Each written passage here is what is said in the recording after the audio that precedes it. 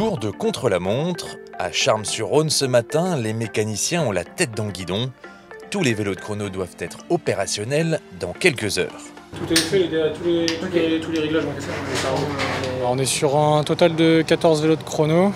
Ouais, ils ont passé quasiment une bonne journée de préparation dessus, changer les braquets, changer les pignons à l'arrière, tout ça. Après le matin de la course, on a une bonne matinée de préparation entre tous les gonflages et les derniers préparatifs et les mettre après sur un traîneur avant le moment J du départ. Et concernant les braquets, certains coureurs n'ont pas hésité à mettre le paquet. 60, ouais, c'est quand même un braquet assez énorme, contrairement à un autre qui est un peu moins dans la pratique du contre-la-montre. Donc ouais, il faut pouvoir l'emmener aussi sur le plat et même dans les bosses. Un sacré écart quand même entre quelques-uns qui restent sur du 58. Il est midi, les coureurs arrivent en voiture sur le paddock. Pierre, lui, n'est pas venu seul ce matin. Regarde-moi cette star, la mascotte. Viens mon grand. Je suis pas loin de la maison, du coup il y avait ma copine avec mon toutou. Bah il a 10 mois, enfin il va avoir 10 mois. Et c'est Vino. Un petit teckel.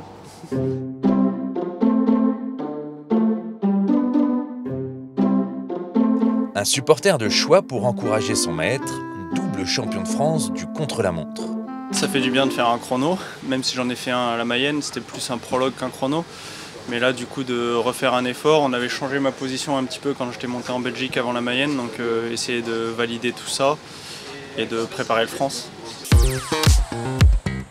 Jordan est l'un des 3 coureurs à avoir fait le choix d'un plateau de 60 dents, un braquet qui tend à devenir la norme.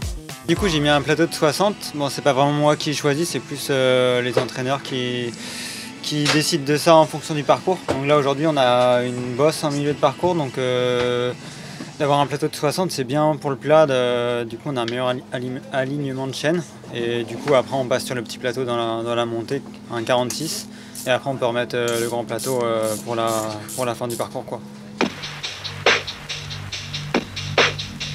Après une reconnaissance du parcours, les coureurs font une séance d'échauffement musculaire dans le camion atelier. Rien n'est laissé au hasard. C'est une petite activation qu'on fait avec les kinés. Ça permet juste de bien réveiller toutes les chaînes musculaires qui vont travailler pendant le chrono. Voilà, en plus, c'est des chaînes musculaires un petit peu différentes par rapport à la position qu'on a sur les autres jours avec les courses en ligne. C'est un autre vélo, une autre position. Donc ça permet juste d'aller échauffer tous les muscles en profondeur. À la maison, bon, ils travaillent un petit peu en PPG, mais en course, c'est beaucoup moins le cas. Ils sont un peu conservateurs parfois. Donc là, c'est bien qu'on puisse mettre en place des nouvelles choses et des nouveaux axes de performance. 20 à 30 minutes d'homme-traîneur sont nécessaires ensuite pour préparer le corps à l'effort. Et les coureurs partent un à un en direction de la rampe de lancement.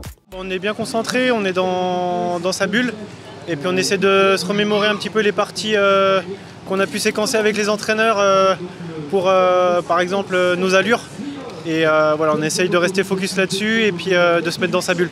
C'est Fabien Doubé, on peut l'applaudir. Il a gagné sur le Tour du Rwanda cette année.